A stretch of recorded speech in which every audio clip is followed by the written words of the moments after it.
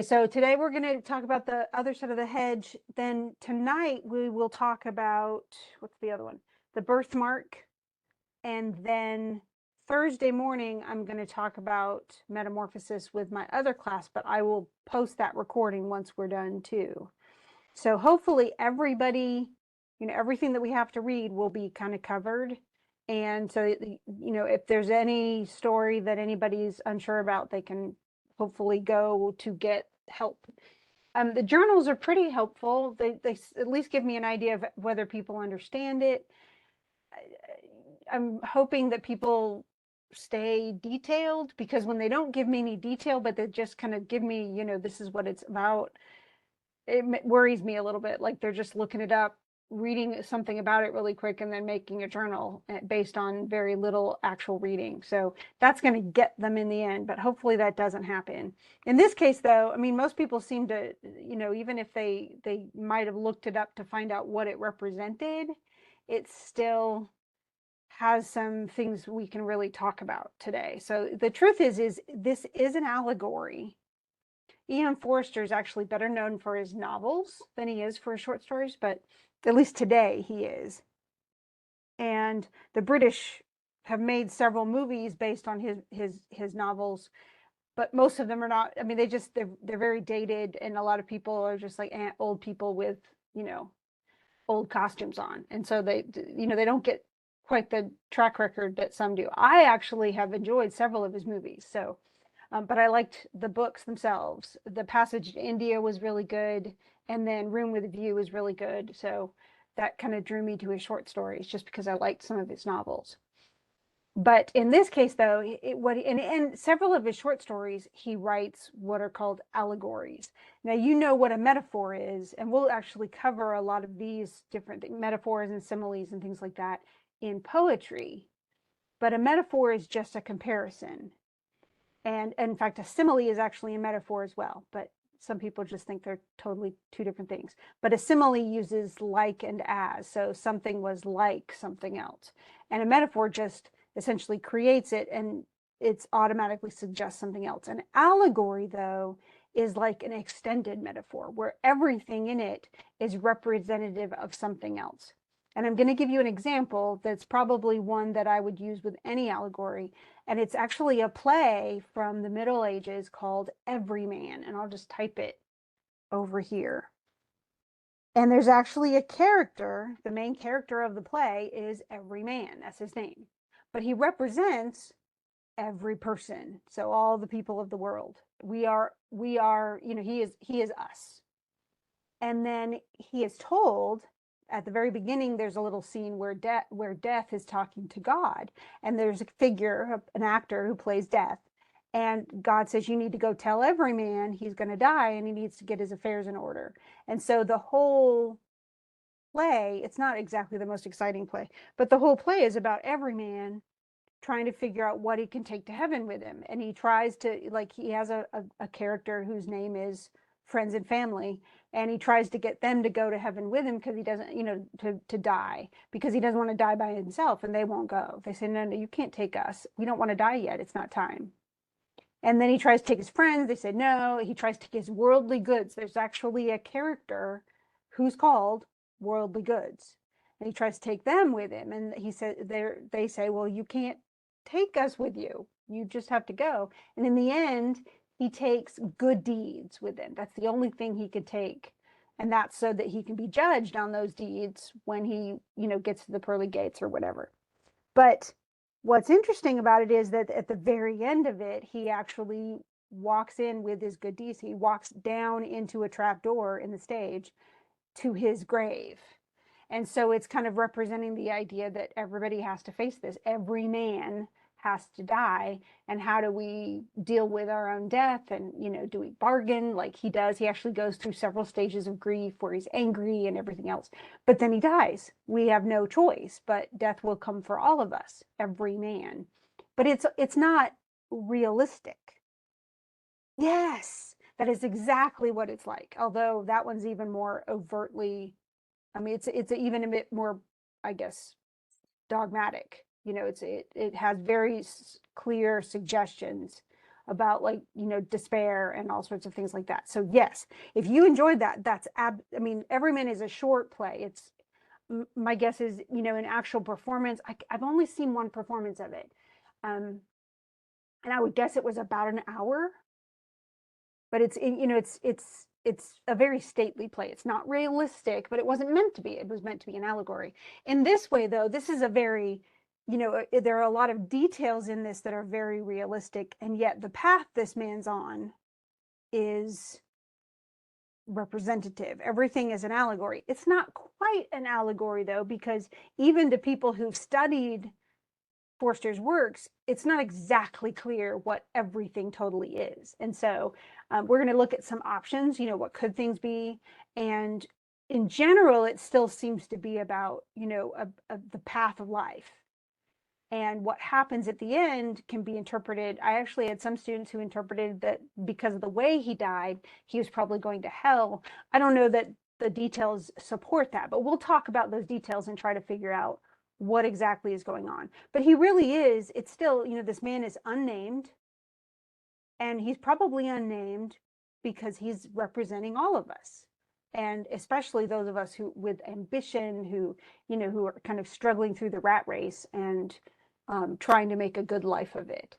And in some ways, that's a commentary on that very thing. So we're going to get to where we need to be, I guess. So it says, my pedometer told me, which is very weird. It's a very strange way to begin. And it sets up the whole idea that this is not real, because we don't have a pedometer that says I'm 25 years old. What is funny, though, is I don't know if you've ever seen Out of Time. Have you ever seen that movie? I don't think so. Okay, it's recent. It's like, I don't know, 10 years old maybe. And it's essentially a futuristic dystopian kind of movie. It's really fascinating. I've actually seen it more than once. My husband and I both found it interesting enough to watch again. And time is money. And so poor people have very little time. Rich people have millions of years, and they can live into eternity if they want to. And Oh, you I think I've seen the trailer for that one. actually stop growing. You reached about 25 years of age, and you don't age past that. But at any point after that time, you will die if you run out of time. And so you're constant, those of you, the people who are poor are constantly trying to earn just enough money so that they can stay alive. And the rest of them, the super rich people, even live in different places. And those places, just to even move into those places, just to even cross the bridge over those places costs a lot of money. And so poor people can never hope to go in there. And everything costs everything. Even buying food, you spend the money off of your wrist. You're spending time, which is essentially your life's blood, to eat. And so it's really fascinating, kind of class war type of thing. What happens when people control not only all the money, but they control your lives because they control all the money. It just kind of puts it in more stark terms. But it's also allegorical. Time, the whole idea of time being money is really fascinating. And honestly, I strongly urge you to watch it. It's fascinating. As a dystopian story, it really works. It's very, a lot of dystopians kind of like, once you have the premise out, you're like, oh, okay, that's interesting, but it doesn't go anywhere. This one really goes places. And it talks a lot about the value of life, not just money wise, but living real life. And this is actually dealing with that as well in a different way. Totally different premise, totally different idea. And yet it's also, how do you live your life matters. So in this case, he's been walking for a long time. And it says, though it is a shocking thing to stop walking, I was so tired that I sat down on a milestone to rest. And so this is an exhausting journey. And it's like you're in a race. We run and run and run, or we're walking as fast as we can until we're exhausted. And he's exhausted. And yet he's noticing as he stops, which is, I don't know if you've ever run a 5K or anything. I have. It's weird. I don't like being passed. Nobody likes being passed. And if you stop and get a drink, somewhere, especially in a 10K, I kind of had to. But when you stop and get a drink and people pass you, you're reminded of the fact that you're not, that you're being passed, that you're not ahead anymore, that you're behind, you're falling more and more behind. And it's a tense thing.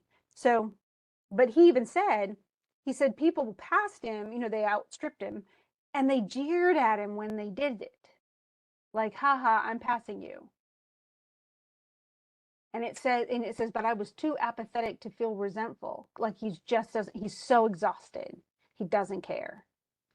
And then Miss Eliza Dimbleby, the great educationist, swept past, and instead of jeering at him, she says, keep going. You can do it, type of thing. Just keep trying, don't give up, that kind of stuff. So people do that in real life too. You get tired and come on, let's just get one more, whatever. It's like personal trainers or something. And then it says the very next thing he mentions is his brother. So there's a lot of detail thrown at us really quickly, and it's almost breathless in it. There's so much to take in, and he spews it out so quickly. But he even says, he goes, I thought I was going to be like my brother, whom I had to leave by the roadside a year or two around the corner. So it suggests that a couple of years ago, he left his brother behind. And that's really weird. I mean, oh, sorry, I got to keep going. And he hasn't seen his brother since. And then he says he had wasted his breath on singing. Now, what's when people sing, like, obviously, what does that suggest? If you're humming or singing or whistling or something like that, obviously you can't walk as fast because you're using your breath for something else that's not like keeping your muscles going. But what does it also suggest about his brother? If he's In singing and he's not going as fast. maybe enjoying life. Yeah. He's enjoying the walk more than his brother did. So his brother is enjoying the walk more than he does. So, but he even says, he goes, now it was only the monotony of the highway that, so he says, I had traveled more wisely. In other words, I didn't waste breath humming and singing. And, I was set on my mission to keep walking and keep going as fast as I could. But it's monotony. Now he's struck by how this road is never ending and he's exhausted. And so he can't remember when he wasn't on this road.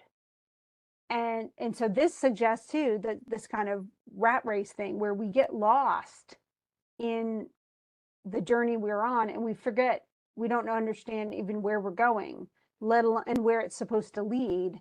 We're just all caught up in the moment of going. And he doesn't take stock. He's gone too fast. And he hasn't kind of been really aware of where he is and where he's going and what he's really trying to do. He just knows he's supposed to keep walking and keep going. And at times, have you ever been to a point in your life where you go, wait a second, where am I going exactly? And is it really where I want to be? Oh yeah. And if you don't take stock and you just keep on doing the thing, you end up in a place where you're just like, dude, I have no idea how I even got where and it's not where you want to be. And certainly college is a really common place where this happens. So statistically, when I was a student in college, the average freshman changed their major 7 times before they graduated from a 4-year institution. Now we're at a 2-year college, and yet, like my daughter is going to Wiregrass, and she is on her 4th major because she's still trying to figure out where she wants to go. But the fact that she's taking stock and stopping and saying, okay, yeah, my major was is this, but is that really what I want to do? Is a good thing, because she's not gonna, I mean, I actually, I'm on Reddit sometimes and I go into life advice where people are asking for advice. So many college students literally go in there and ask, they say, okay, I'm in my last semester or my last year of school, going to be an architect or whatever, a business major or, teacher, and I hate it. I hate my major. I hate what I do. I hate the subject matter. I'm so sick of it. I don't ever want to do it for a living. What do I do now? And all their parents say is just get your degree. And yet they don't want to do what they've gone in to do. And so what do they do now? And just keeping going is really demoralizing. And so they want to quit. And the truth is what should they do? You know, should they get a degree in something they hate? I mean, my sister actually got a physics. She became a physicist. She works for NASA, and she hates it. She's really smart. I mean, she's good at what she does, but she doesn't want to do it. And yet she's been doing it for, you know, about what, 30 years now. But she doesn't like her job. Has she made herself miserable in a way? Yes, she has. And yet she just wasn't going to change. She refused to change her path. And so she's just kind of miserable. Do we want to be miserable in our lives? Well, no, not in real life. And yet he seems to be much more bent on, well, I was trying to go. And yet we already know he left his brother behind and even judges his brother for not going as fast. So, you know, and then you look at the road and you see everything people left behind that they dropped when they were walking so that it wouldn't hold them back. And but he's still, you know, he notices all of these things, but he's so tired. And he says, I could not even bear the weight of those things I still carried. I slid off the milestones into the road and lay there prostrate. And he literally can't go on anymore. And he prays that he might give up. Now, of course, if you give up, what's that mean? You You commit die. suicide. You know, or you just go in, you know, in your house and never come out again or something. And but you just give up trying. And remember that other teacher just barely said, keep going, you know, encouraged him to keep. But he sees a puff of air. There's essentially something grabs his attention, and it's coming from the hedge. And it's a hedge. He's never investigated the hedge before. And he sees something through the hedge, and he's thinking, what? Something's weird. And he says, in my morbid state, I long to force my way in and see what was on the other side, which suggests at first, you know, the first time I read this, I thought, well, is he thinking, okay, well, I want to just get off the path. So I want to commit suicide or something. But I don't think that's what it is. It's almost like it's a chance to get off of that rat race road. And so he says, no one was in sight, or he should not have dared to try. For we of the road do not admit in conversation that there is another side at all. In other words, he wants to try something different and get off the rat race road. And yet he doesn't want to admit that to anybody, because he doesn't want them to go, well, why are you getting off? What are you thinking? You know, he doesn't want to be talked out of it. He doesn't want to be judged for it the way that he just judged his brother a couple of years ago. And so he starts going through the hedge, and it's really difficult. And he thinks, okay, I really need to go back, but he can't go back. So he says, I was so very wedged in that return was impossible, and I had to wriggle forward. The only way through was to, you know, out was to go through. Of course, then he gets to this place, and a lot of people pointed out that this is really, like, he describes all of this really, really, you know, as much as he possibly can, and yet it's not very interesting to a lot of the readers. The readers are like, well, what's the big deal? Okay, so he actually falls into cold water, into a pool, and then a man kind of pulls him out, and he says, I've never been in so large a space or seen such grass and sunshine. And he sees the whole blue sky. Yeah, it's gorgeous. It's absolutely beautiful. For some scholars, some people who've studied this or studied his work, say that this is really the Garden of Eden. It's perfection. It's a place to stop. It's completely off the rat race thing. And he even says, he goes, well, where does this place lead to? And the man says, nowhere, thank the Lord. And he laughed. And it's funny because it says he was a man of 50 or 60, just the kind of age we mistrust on the road. Like, he's too old for us to trust his advice. Yeah, so but the Garden of Eden is like the earthly expression of heaven. Some people, you know, even Christians would say that it's that idyllic place where we could have lived forever and been happy. So yeah, it's with having to leave the garden came mortality. With the knowledge of good and evil came the knowledge that we were going to die. And so, it made us start on the rat race, if anything. But he says, he goes, the old man says it doesn't lead anywhere. And he's old. He's 50 or 60 years old. But the man's, our narrator person says it must lead somewhere. Like, how could a road not go anywhere? The whole point is to be on a road going somewhere. And then the old man says, he wants to know where it leads. Like it's funny.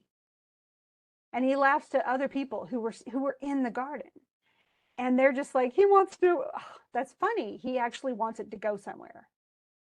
And so the truth is he sees the hedge on this side too. And on the other side where the road was, it was all cracked and dry. On this side, it's all green and beautiful. And so, but it's still a barrier. And as soon as he sees that barrier, it's in the way. He doesn't want to stay. He wants to get past the barrier. He's looking, and again, it's ambition. It's where do you want to go to? It's not about being somewhere. It's about getting somewhere else.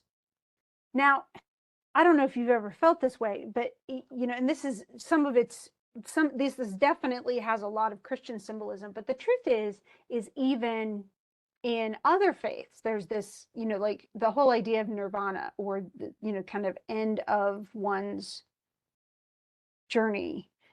In Buddhism and Hinduism, this actually stems from, because Buddhism actually was an offshoot of Hinduism.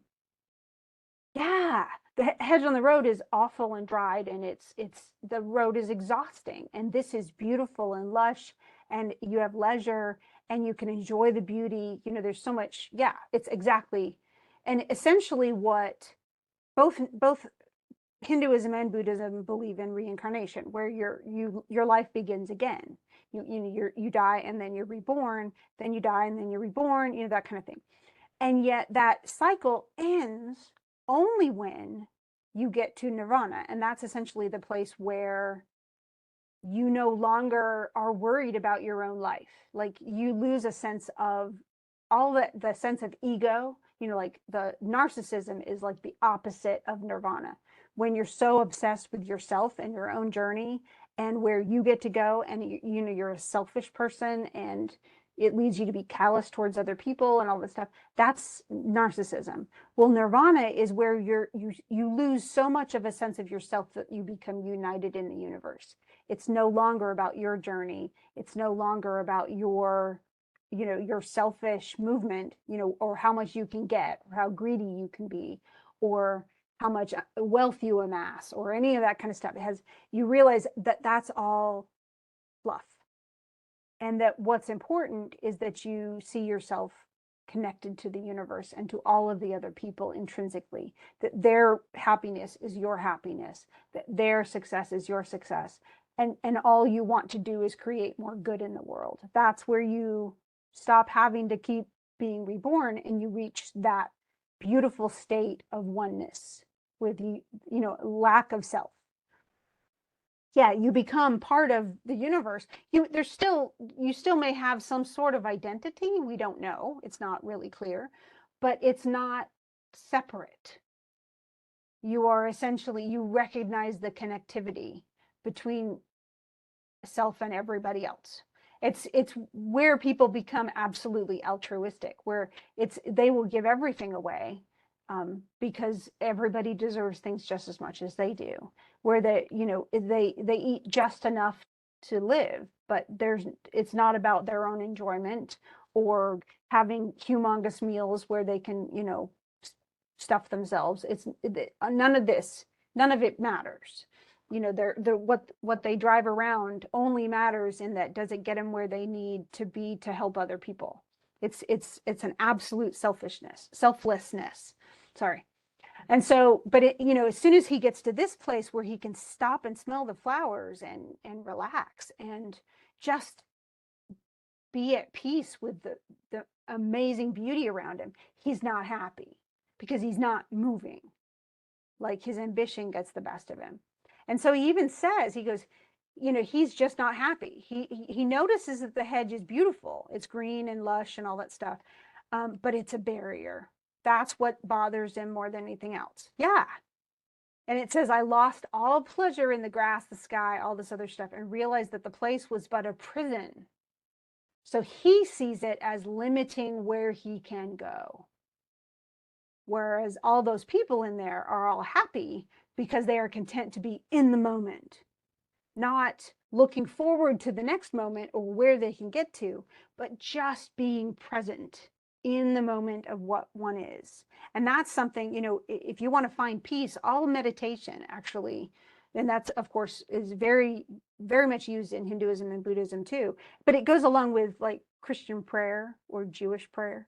When you sit down with yourself and the universe and express kind of where you are. It's mindfulness. Think about how much people are on their phones instead of in the moment, or how much, that you'll eat a meal, but you eat it in front of the television. And so in the end, did I really taste anything? So we're not really in it. We're always looking towards something else. We're always looking to not be like, we need more stuff going on or we're not happy. We can't, I mean, a lot of people simply can't spend 5 minutes sitting with themselves. In fact, I just read a study. This is so weird, but it's a study of, they put a bunch of people in a room with just themselves.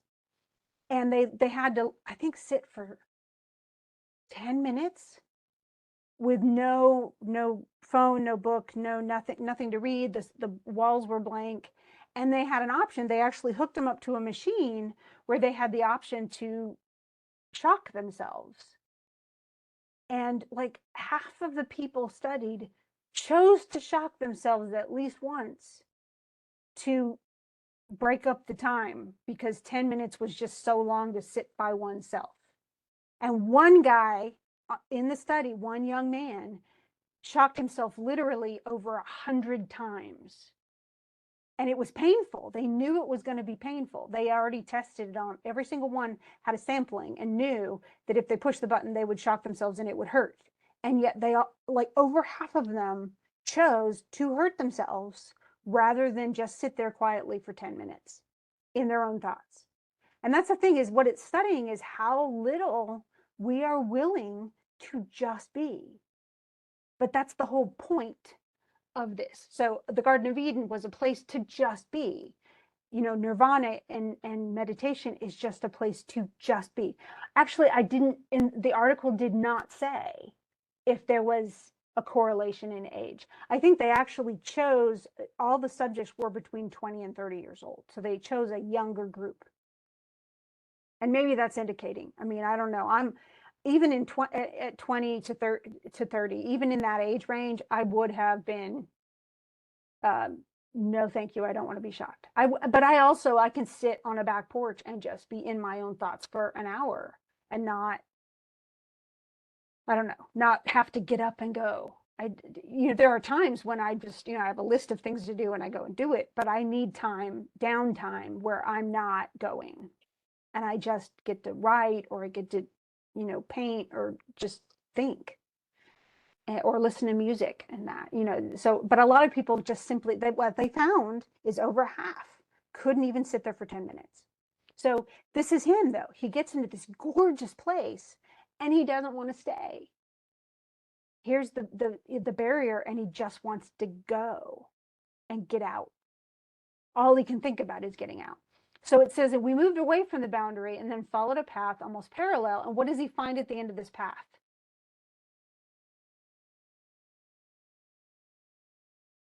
The gate? Yes. So he's telling, as they're wandering over there, he says, well, we tend to keep going. And, we like to keep going. Like, we advance continually. We always like moving forward. And the man says, I know.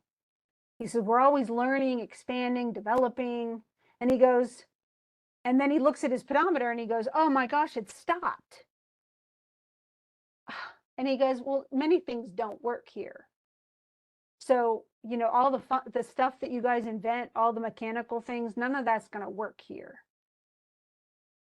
So it just doesn't work. It's a place for you. Essentially, it's a place for people to stop. Now, then they get to that gate. Now, what's the gate made of? Let's see. You must see the Was gate. it ivory? Yes. Now, there is an old, it actually started in Greek mythology, but it's used in the old Jewish stories as well. It's actually been passed along, and a lot of people knew, they know this, that if something comes through the gates of ivory, it's a lie. And if something comes through the gates of what was the other thing? Because we'll get to the other gates later. But if it comes from ivory, it's deceptive. So it looks like it's enticing, but it's actually a lie. And these gates that he comes to are ivory, as white as ivory, which was fitted into a gap in the boundary hedge. The gate opened outwards, and I exclaimed in amazement, for from it ran a road. And it looks like his road. He even says, "That's my road." And the man shut the gate, and he says, "But not your part of the road. It's through this gate that humanity went out countless ages ago, when it was first seized with the desire to walk." This is why people suggest this was the Garden of Eden. This is the point where, through deception, we are told, hey, we need to actually be on a journey and go out and find adventure and go amass stuff and collect things and be ambitious and, blah, blah, blah. And it was a deceit. And we were fooled into leaving the Garden of Eden. But he won't let him out this part. So he's obstinate. He says, it's the same road. This is the beginning. And though it seems to run straight away from us, it doubles so often that it is never far from our boundary and sometimes touches it. That's where the hedge comes in. And yet this man wants to essentially get back on the road anyway. And then it says, here I interrupted myself to exclaim, good gracious me, I could have sworn it was Miss Eliza Dimbleby over there with her feet in the fountain. And he says, impossible. I left her on the road, and she is due to lecture this evening at Tunbridge Wells.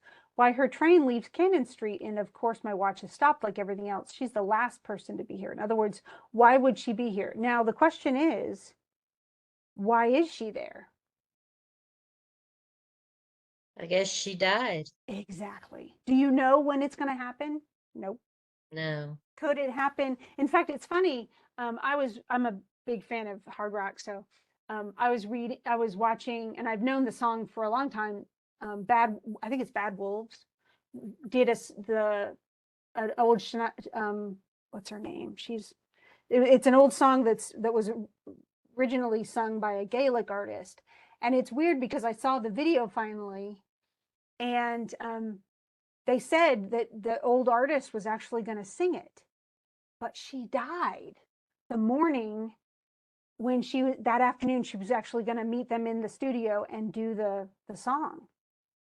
And so they ended up doing the version kind of in her honor. But it's so weird, to think about, okay, here she was going to reprise her song, and she died before she could, the same day. And so here's this guy saying, but Eliza's supposed to give a speech tonight. Well, that doesn't mean she can't die in the morning and not make it to something. That's like saying, well, they were supposed to come home. Well, they could have had a car accident. You never know. I mean, and you never know when it's going to happen either. So, but he just claims it's impossible. And the man says, well, people always are astonished at meeting each other. All kinds come through the hedge and come at all times. When they are drawing ahead in the race, when they're lagging behind, when they're left for dead, which is a suggestion that his brother was one of those, that because he left him behind a couple of years ago. And they always, they're always surprised. They're surprised by dying, and then surprised, by other people who die. And it says, for our country fills up slowly, though it was meant for all mankind. In other words, the Garden of Eden was created for all of us, even though very few eventually come out here, and it's very haphazard. And the guy says, this is the main character. He says, mankind have other aims. He's trying to be we have more stuff to do than that. Yeah, not thinking you're going to die is what gets you. Well, especially taking a chance and assuming that you're above that. Like the prince in um, the story from yesterday, the Mask of the Red Death. He assumes he can avoid it. And you think about young people taking really risky behavior. Well, they assume it can't. What'll happen to other people won't happen to them. People texting and driving, or drinking and driving. Oh, well, that's other people, but I can totally manage two things at the same time. That's what they sell themselves. Well, I know I can't. I can't type something and talk at the same time. And so, no, I can't. I will not text and drive because I can't. I would die. I would be dead long ago if I had opened my phone and started texting and driving. I just would die. I would, or I would kill someone else, which is even worse, or both. But it's just bad. I mean, so, but we have, essentially, this guy says, look, that it's the journey. I have to go and I have to get stuff done, and I have ambition. And no, I don't want to give any. That's why I'm never going to climb Mount Everest, because if anyone's going to be left for dead and freeze to death up there, it's going to be me. And nope, I don't want to be the 10% who die trying to make it up the mountain. I don't have that wish, and I don't need that kind of thrill. Like I don't need to jump from an airplane. There's plenty of danger already that I deal with on a daily basis. So it's funny though, he says, well, I'm going to leave. And to my alarm, the man says, you can't go yet. You are not to go yet. I tried to shake him off, and he's irritated by it. But for all my struggles, a tiresome old man would not let go. And he has to go with him. And so finally, it was true. I could have never found alone the place where I came in. So he's not going to find the place in the hedge without help. He's not going to find where he took off. He climbed out of off the road. But he really wants, he says, he has to follow the guy, but he's still dead tired, faint for want of food, and yet he doesn't want to eat from there. So it's like all of this, he doesn't want to stay. He wants to go. Give me life with its struggles and victories, with its failures and hatreds. He's naming all of this. I mean, victory is sort of positive, but struggle isn't, failure isn't, hatred isn't, with its deep moral meaning and its unknown goal. And yet, does he understand the moral meaning? Does he know what the goal is? No, of course he doesn't. He doesn't even know what he's striving towards. He just knows he's supposed to strive. And so finally, he gets to another bridge and another gate. And this gate is made of horn. That was what I couldn't think of all of a sudden. I don't know why, but I couldn't. But horn is the gate through which things are true. So the other one through ivory, that was a lie. It was deception, but this is truth. And so through it, in the waning light, right. And he doesn't realize it. He doesn't realize that that's the goal he's really, and does he have to run the street? Does he have to run along the road to get to that? No, he can get to that while he's alive and live a happy life, but he's choosing to struggle. And it's funny because this actually goes into another philosophy, and it's Taoism. And the Tao is what Tao means, and I'll just type it in because I can't talk and type at the same time.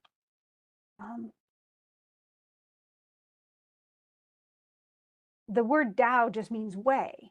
And if you go with the path, with the way of the universe, the path that is I guess the path of least resistance, if you think about it, but it's like a stream or a river. If you go with the flow of the river, with the way it's going, your life will be easier and more pleasant.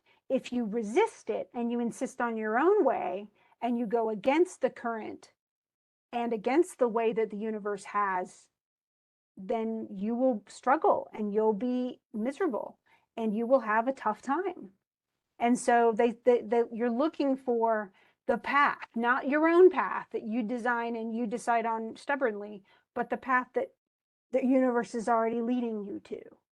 You're following instead of leading your own path. You're being guided instead of insisting on your own stubborn path. And it's a different way of living. And it's a lot of people actually who are Taoists are also Buddhists, so maybe that makes sense. I just think it makes a lot of sense, and don't struggle against a tide. Go with the path, and it's easier. It makes your life actually happier. That's at least the philosophy. But with him, he's angry and he's struggling, and he wants to keep going. He wants the struggle. He thinks that that's what life is.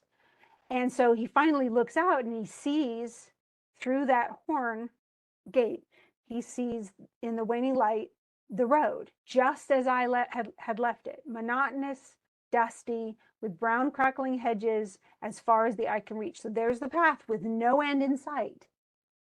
And it says, I was strangely disquieted at the sight. So he's wanted to go back ever since he saw the pretty place. But he's not, it's troubling now. And then a man passes them. So he's actually walking past them, returning for the night to the hills. So back to the Garden of Eden with a scythe over his shoulder. Now this is really important because who carries the scythe? This is definitely Death. allegorical. And Death. yes. So this man is the figure of death and a can of some liquid in his hand. I forgot the destiny of our race. So that journey that he insisted he had to be on, the ambitious journey forward. I forgot the destiny of our race. I forgot the road. And I sprang at him, wrenched the can out of his hand, and began to drink. So remember, he wouldn't eat in the Garden of Eden up until this point. He was starving, he was exhausted, but he insisted he had to keep going. And it said it was nothing stronger, right? So he finally, it's kind of like the old Greek mythological story of Persephone, Yeah. the goddess of spring. Well, she's taken by Hades. She's kidnapped, taken down to, he wants to marry her, and he takes her down to the underworld, and she's miserable. But her mom has been, is up on Demeter, the goddess of the harvest, goes and petitions Zeus, hey, can you get my daughter back? She was taken by Hades. Please make him give her back and stuff. Well, we find out that she's eaten 6 pomegranate seeds while she was sitting down there a captive of Hades. And because of that, she has to spend 6 months with her husband down in the underworld, and then 6 months on the earth with her mom. And so that's why we have the seasons. It explains all that. But it's that eating, don't eat anything there or you'll never get out type of thing. In this case, though, he's starving. He is desperate for drink. And so he drinks. It was nothing stronger than beer, but in my exhausted state, it overcame me in a moment. And I saw the old man shut the gate. So in other words, you're not going on this path. And I heard him say, this is where your road ends. And through this gate, humanity, all that is left of it, will come into us. Right. You're never supposed to eat anything the fairies give you. Yes. Or and plus if they meet you, like if you're out in the woods and they meet you, you're not supposed to, if they give you something, don't drink it because you'll pass out and you'll end up in the fairy realm and you'll never be able to leave. Yeah. So all of that, yeah, don't trust. It's kind of like, what's that stuff, that the date rape drug, don't drink keep your hand over your cup so that nobody can put stuff in it. It's all, I mean, it's be wary of all of that. But that's exactly what, but in truth though, he's exhausted. He thinks he has to keep going. He's not accepting of the fact that he needs to die, that it's time. And he really shouldn't have to keep, yeah, don't take candy from strangers. I still remember when my parents would have to search through our Halloween candy after we come home before we could eat anything because they were scared of razor blades and stuff. Now, so many kids don't even go trick-or-treating.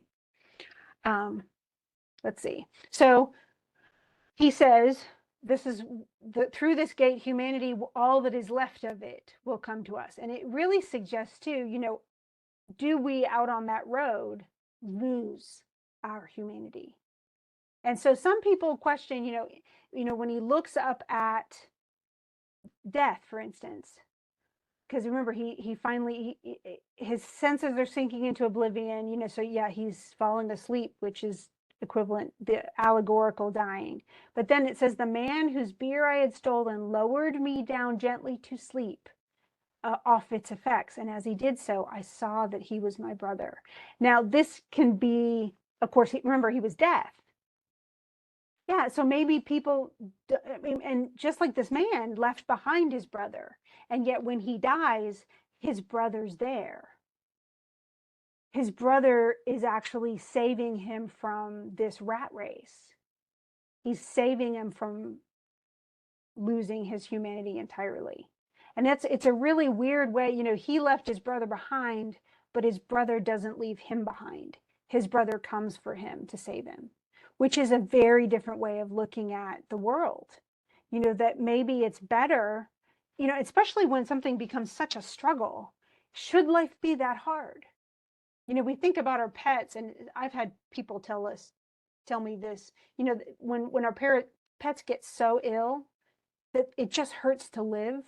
You know, they have such bad, they're dying of cancer, and they have this huge tumor, they're blind and deaf, and they can, or they can't even get up to go potty or something, you know.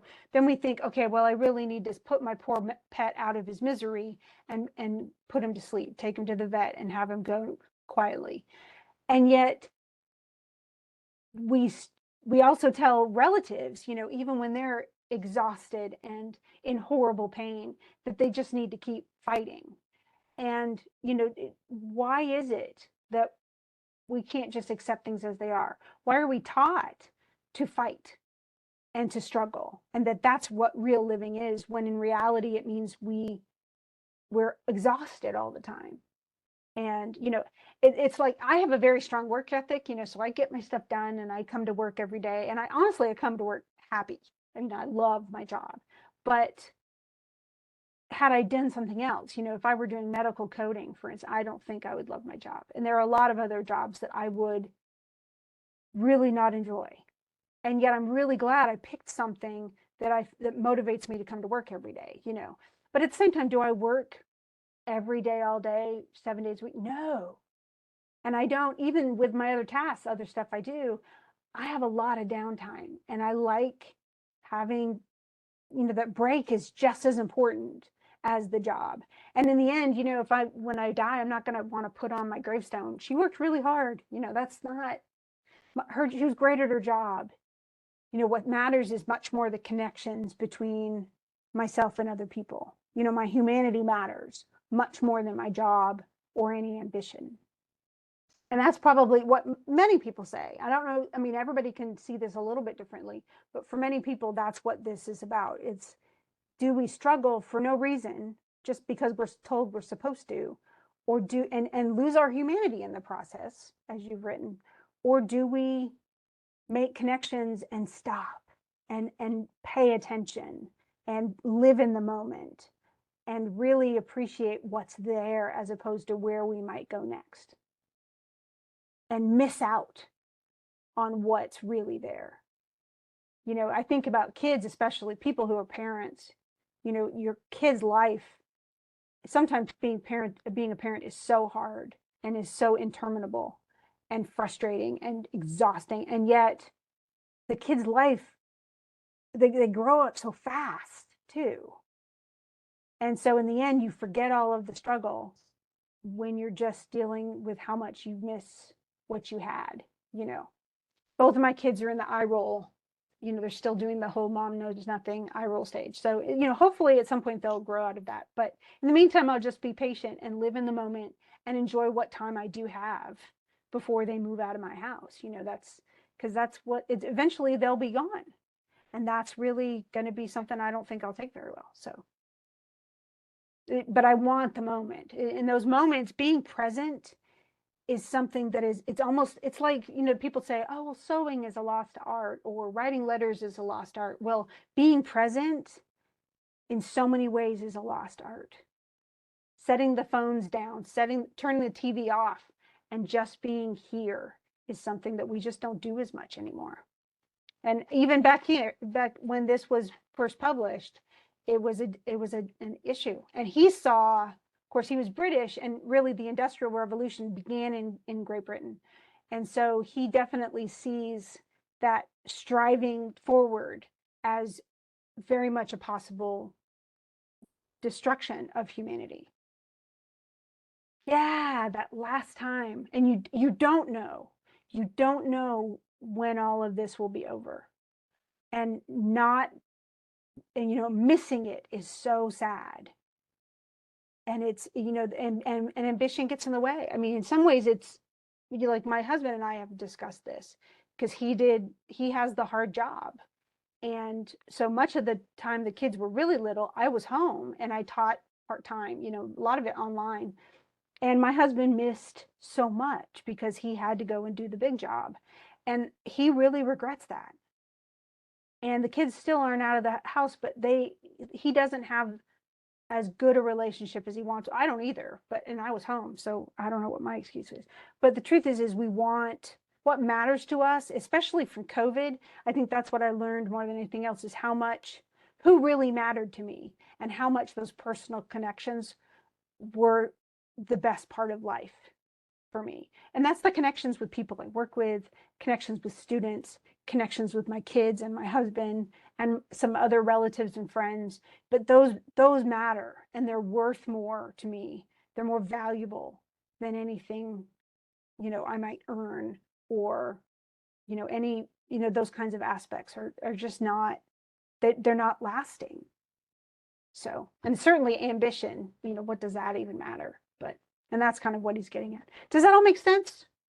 I think you caught Yeah. on to the ideas really well, especially given your Oh, comments as thank we were you. going through. I mean, I think it's definitely a different perspective, especially for college students. So many of us are taught when we're going through college, oh, just, get your major and just stick with it and just keep on going, pull in those all-nighters, getting those papers turned in and stuff, and not, where is this really going to take us? And the truth is, I think a lot of kids today, and maybe it's because of COVID, but a lot of them are really questioning, is this the path I really want? Or am I being pushed into it? And, non-traditional students really can, they've been already through life some, and they have a much better sense of where they want to go. But it's so hard. I have a lot of high school students taking classes, and they're just like, my parents want me to already have my college picked out. I already need to know what my major is, and I just don't know. And it's really hard to take all those steps and go forward without seeing an end and knowing that it's going to get you somewhere you want to be. So anyway, hopefully it got a lot of people thinking about their own path, and whether they were on the path they really are supposed to be on, or maybe they're missing out on something better. So it's always good to take stock and look at your Yeah. life, and make sure, and switch paths or directions, and go in, where you think you're really meant to go, as opposed to where you've been going all along so far. So, well, thank you for coming, Jordan, again. I'm just Well, thank you marking for the doing little these. check marks every time you show up. So it will definitely, hopefully it helps you as you prep for all of this anyway, to have discussed all of this. Do you have any questions, any lingering, anything that needs to be Um, addressed? well, it's kind of funny. It's actually about that Everyman Mm-hmm. play. Um, I know I mentioned, the Pilgrim's Progress, and I was Right. just wondering, you mentioned that the Everyman play was a medieval play, and I know that the Pilgrim's Progress was written in like the 1600s. So was Right. it inspired a little bit by the Everyman play? Highly possible. And there could be more. We know that the allegorical play was pretty common in the medieval period, because in medieval period, the only theater that really happened was religious. So they had cycle plays that Oh. were about, the cycle of essentially, like, what is it, the passion plays were the end of Jesus's life, his crucifixion, resurrection, and all that. Then the miracle plays were when he was born, so all the, like a nativity play, but it was a series of plays, but everything was religious. And so the Everyman was just one of those series of allegorical plays, and yet we don't have the complete text of Everyman. We don't know who wrote it. We just know, I mean, it's the only play actually that we do have the complete text of. There were other allegorical plays, we just don't have existing copies of them. So Pilgrim's Progress, though, we know who the author was, and we know it was written far later. Everyman was probably written somewhere in the 11th or 12th century, they think. So it's Ooh. probably another four or 500 years before Pilgrim's Progress was written. But Pilgrim's Progress was absolutely written from the standpoint of Protestantism.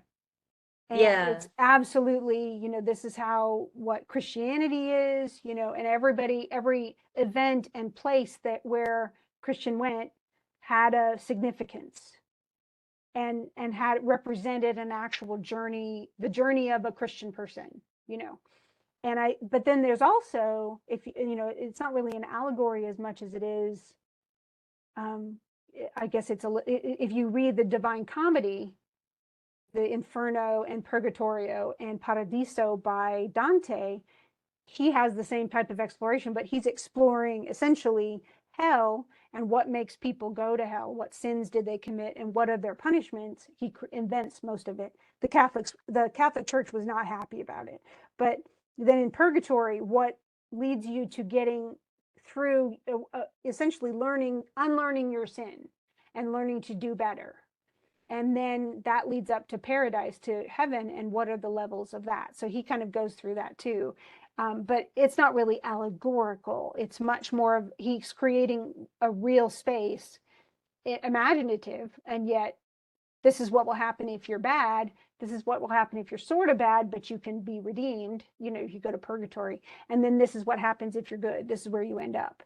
So but it's fruitful. I can't say I loved Paradiso. It was kind of boring to me, but most people really love Inferno, and I loved Purgatorio too. Purgatorio actually made me cry.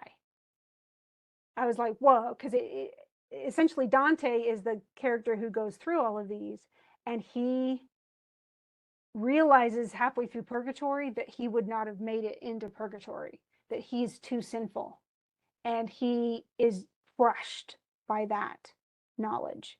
But essentially it's the point that he makes, is he was too full of pride, and once he can learn humility, he can undo pride, and he'll make it to heaven eventually if he can do good and change his ways. It's really, I don't know, it made me suddenly break out crying. So it's amazing how these things are weird. But it's honestly, there's a lot of fruitful reading. If you want a link to Everyman, just let me know. And I mean, I can send you a link through just the course mail. Oh, yes, please. Okay, I will do that. I'll just send it to you once this is done. Thank you. No problem. Thank you for coming. Holler at me if you have those questions. You can always send stuff by course mail if you can't come to a live session. Okay? Oh, thank you. See you later. Have a good afternoon. You too. Bye. Bye.